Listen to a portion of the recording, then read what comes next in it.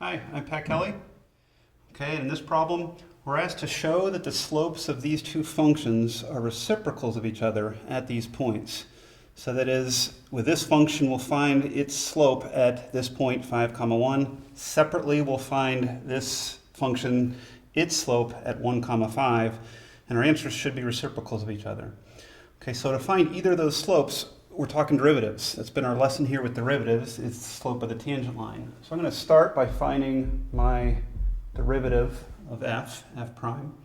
In order to do this derivative, I would probably rewrite that original function instead of a radical, write it as a parentheses to the 1/2 power. 1/2 will come in front, leave what's inside alone. The power drops down by 1.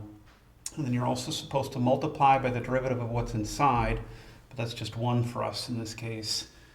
So a quick rewrite will make this look pretty clean. I'll just have 1 divided by 2.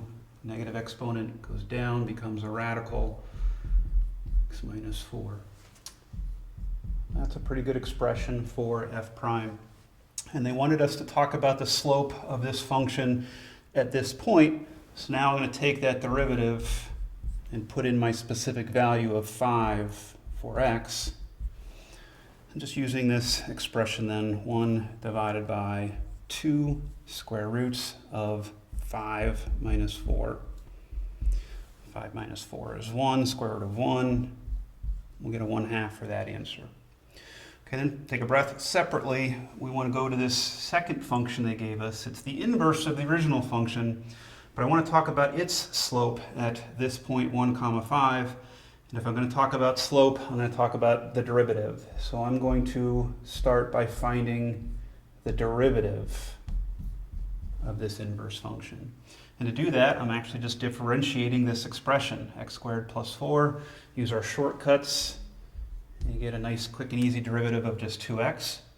And then at this specific point, 1, 5, f inverse derivative of 1 just means to put a 1 in here for x.